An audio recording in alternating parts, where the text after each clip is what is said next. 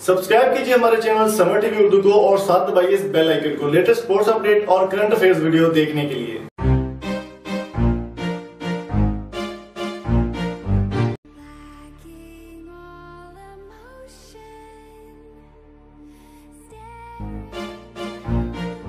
शर्जील खान जो है वो सुनने में आ रहा है कि वो शिरकत करेंगे।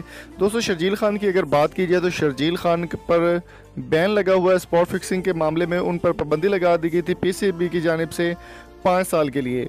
लेकिन अभी सुनने में ये आ रहा है कि बहुत बड़ी खबर आपके साथ शेयर कर रहे हैं कि सरफराज अहमद ने ये बयान दिया है और पाकिस्तान क्रिकेट चेयरमैन जो है एहसान मानी, उन्होंने इस बात की तस्दीक की है कि शर्जील खान की पाबंदी ख़त्म करने के बाद उनको इंटरनेशनल क्रिकेट में टीम की मैनेजमेंट ने ये इजाज़त दे दी है कि वो इंटरनेशनल मैचेस जो है वो उनकी वापसी वहाँ पर बहाल हो जाएगी और उम्मीद है कि वो न्यूजीलैंड पाकिस्तान के दूसरे मैच में खेलेंगे। और इसके साथ ही आपके साथ एक और न्यूज़ शेयर करने वाले हैं। पाकिस्तान सुपर लीग 2019 का जो एडिशन शुरू होने वाला है, चौथा सीज़न शुरू होने वाला है, उसमें बहुत बड़ा एक नाम था, आपको पता होगा कि लाहौर के अंदर में अब नाम ऐड किया गया है इमरान नज़ीर का।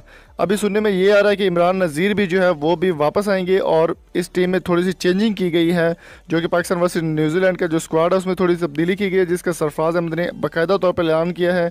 और फेसबुक, ट्विटर और हर तरह पर मीडिया पर यह खबर फैल रही है कि सरफराज अहमद ने इस तरह का बयान दिया है। शर्जील खान और इमरान नज़ीर को जो ऐड किया जा रहा है इसमें, तो इस खबर में किस हद तक सच्चाई है ये भी आपके साथ शेयर करते हैं। और पूरे पाकिस्तान में इस वक्त ये बात फैल चुकी है कि इमरान नज़ीर जो कि बैन थे और बल्कि काफ़ी अर्से से वो नहीं खेले थे, 10 से 15 साल हो गए उनको मैच को अलविदा कहे हुए, और अब वो दोबारा टीम में शामिल हो रहे हैं। और 2019 का जो वर्ल्ड कप है उसमें भी इनका नाम लिया जा रहा था, शर्जील खान और इमरान नज़ीर का। लेकिन अब आपके साथ जो न्यूज़ शेयर कर रहे हैं उसमें ये बताया जा रहा है कि पाकिस्तान वर्सेस न्यूजीलैंड का दूसरा मैच T20 मैच जो कि 7 नवंबर को अबू धाबी में खेला जाएगा, इसमें इमरान नज़ीर और शर्जील खान बढ़ चढ़ कर हिस्सा लेंगे। तस्दीक इसकी की है इस बात की सरफराज अहमद ने और पाकिस्तान क्रिकेट बोर्ड के चेयरमैन एहसान मानी ने। तो देखते हैं जी 7 नवंबर को क्या होता है, पाकिस्तान में ये टीमें खेल पाएंगी या नहीं। तो उम्मीद करता हूँ आज की वीडियो आपको पसंद आई होगी। अगर आपको ये वीडियो पसंद आई, आप हमारे चैनल को सब्सक्राइब कर सकते हो, साथ में बेल आइकन को जरूर प्रेस कर दें ताकि कोई भी स्पोर्ट्स अपडेट आप मिस ना कर पाए। Thank you so much. Allah हाफिज़।